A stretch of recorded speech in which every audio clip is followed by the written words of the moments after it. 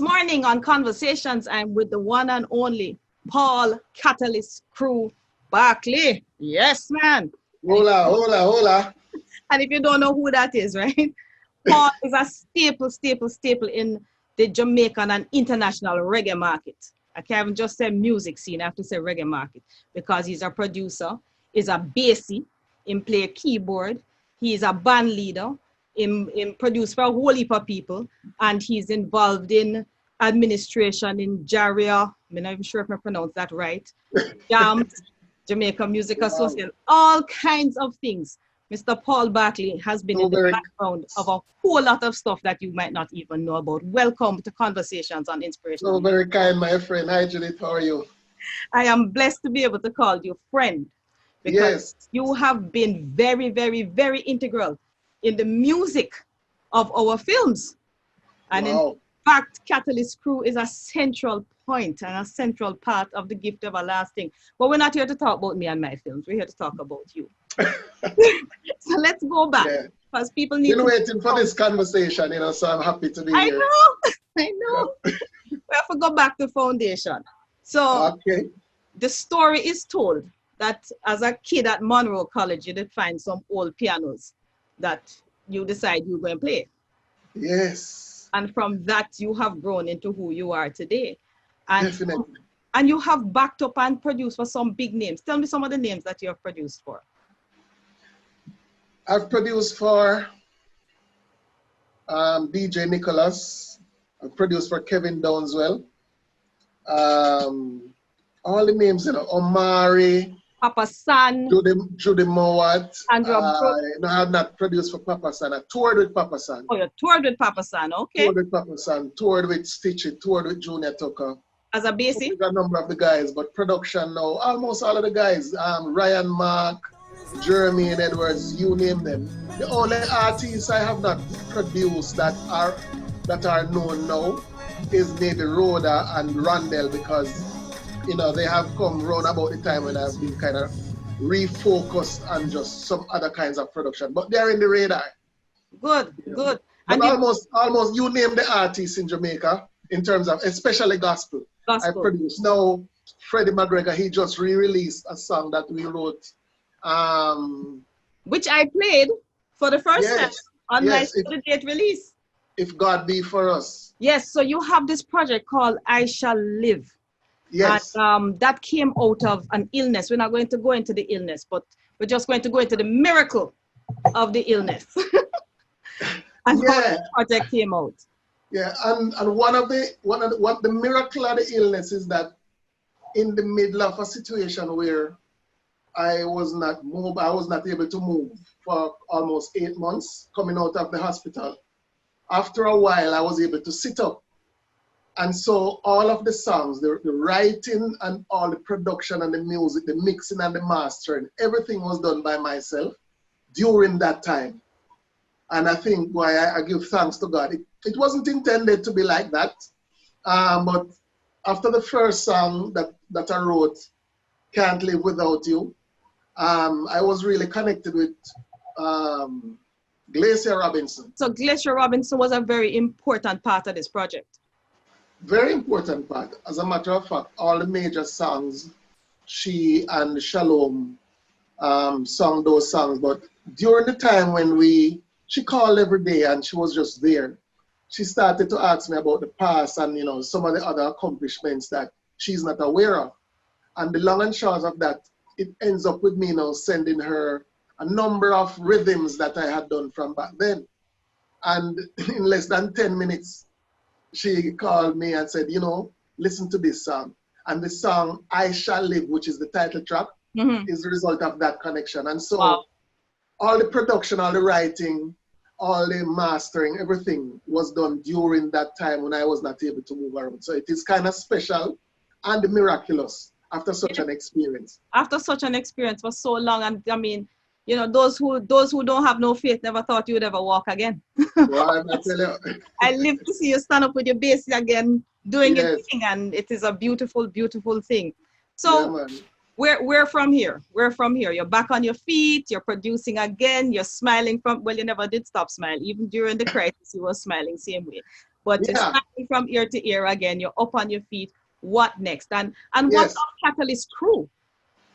Well, since my recovery and being back up, I have done a lot of introspection, and the journey with the band, meaning me always being in the middle of making decisions for 3, 4, 5 other persons. Most things that I do, everything that I do, I have to consider the band.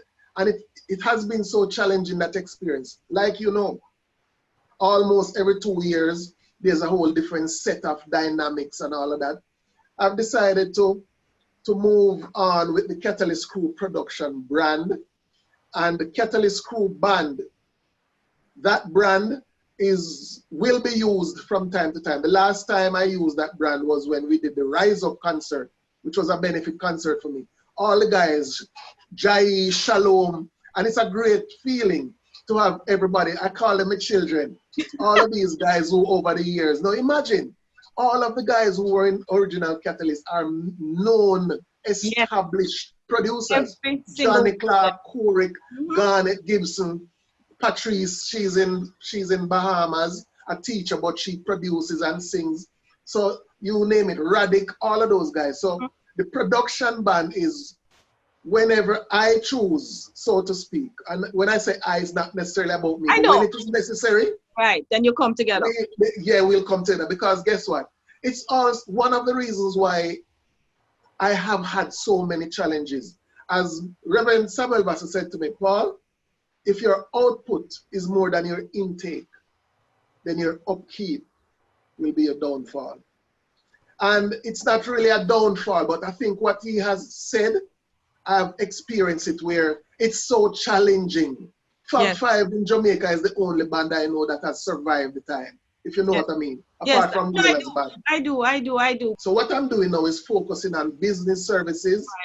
Right. So Judith Gale is one of my #1 clients. I am on her board. I help her to make decisions, and I produce for her.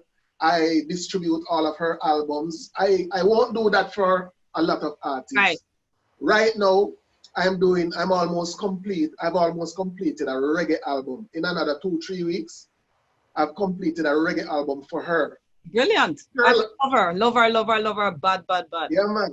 Sherland Russell, the current Rising Star winner.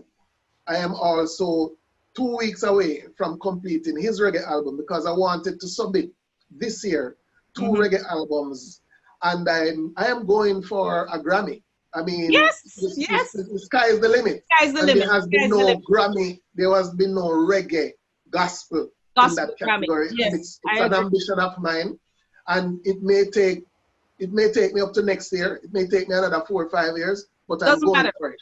You keep going. You simply keep going. And you know, Paul, the beauty of everything that you have said is that you have trained people, you have brought people. Your legacy will be the people that you have brought into and brought up. Because look at Lubert. Yes, we only rise when we bring people to rise with us. Yeah. You know, if we alone rising, then there's a problem.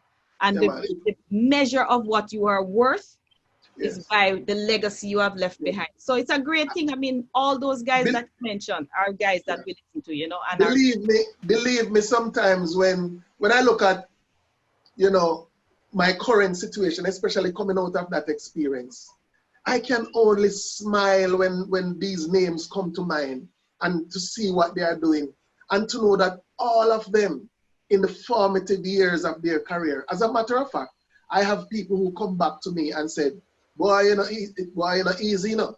I was talking to such and such and such, and when it got to that stage, him say, remember, say, Paul used to manage me, you know. And that meant that the arrangements, the business arrangement, whether it is copyright or production things, they were exposed to what is true and what is right, and I'm happy about that. And I'm very, very happy about that. Paul, I wish I could talk to you all day, which we have done in the past. I'm sorry I'm not in Jamaica. I miss us sitting down and just reasoning about everything. Yeah. But we have more work to do together. We have just another Friday. 3 is coming out in 2 years. So I'll be here. I'm here. Cold. Yes. Cold.